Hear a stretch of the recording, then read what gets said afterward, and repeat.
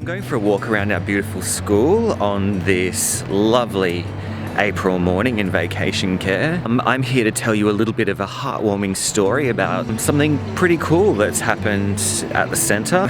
I'll take you back to the beginning of this year, the beginning of the school year in 2020 in February. I got a walkie-talkie message from one of the team and they buzzed through saying that the kids had found a rat down near the hall, and I thought, oh goodness, I'm gonna have to go and dispatch some rat that the kids have found. I went down there and it wasn't a rat, it was actually a ringtail possum. It was very sick and very cold.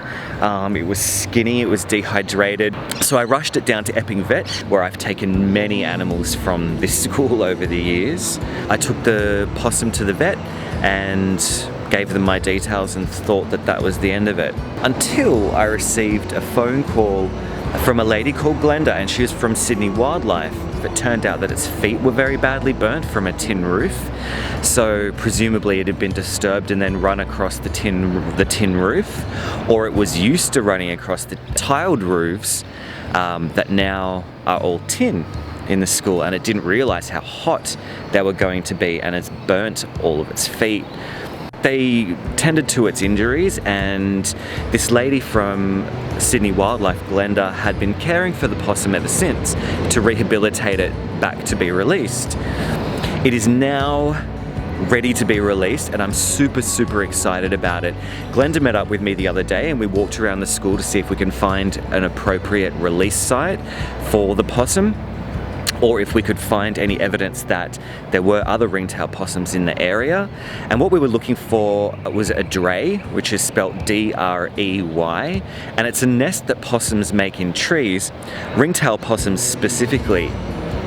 Brushtail possums don't make a drey, they actually live in hollows in trees and occasionally in people's roofs.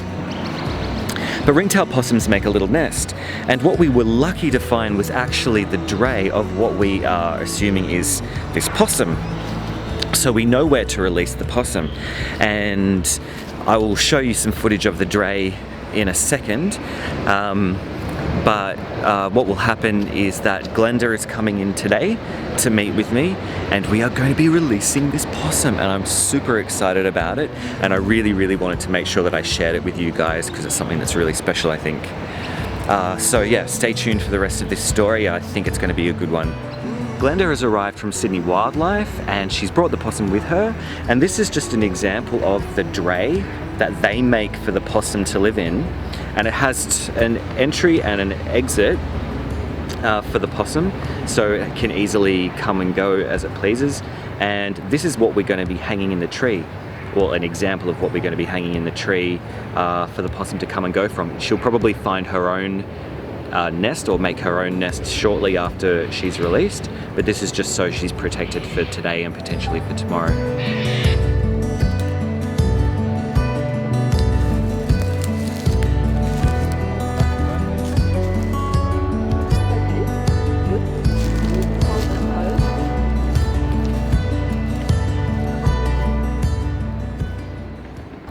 So this is very exciting, but I think we need to start being a bit quiet when we drey up in the tree so we don't scare her out of the drey, because it's important that she stays inside it today and stays nice and calm and comfortable.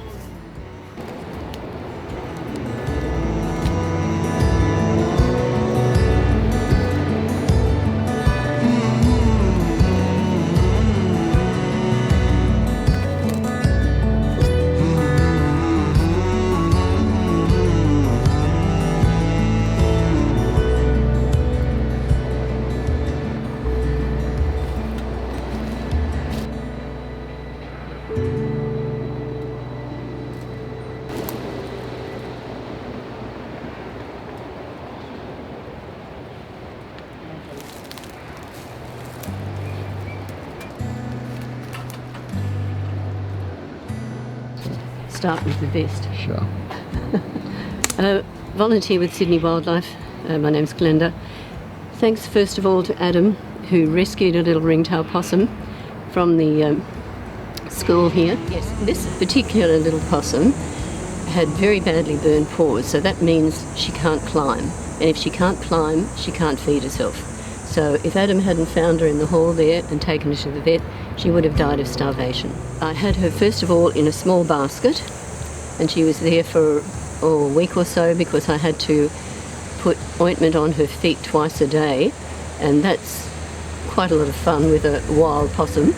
But then she went from the basket to a small cage, to a bigger cage, and eventually to an aviary. And she's been eating really well and getting around and getting used to the outside world again after being in care for so long. So now she's gone back to, we're pretty sure it's where she's come from, and if it isn't, well, she'll find herself another suitable spot because they're very adaptable. Sydney Wildlife rescues sick, injured and orphaned animals. So if you ever come across any wildlife and you take them to a vet, the vets will treat them for free. And a lot of people need to know that because they know how much it costs when they take their cat or dog to the vet.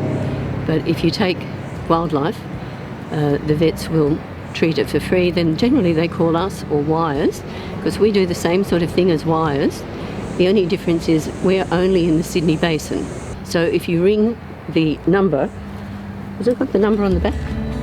No, it doesn't. No, 9413 4300. You'll reach a person 24 hours a day.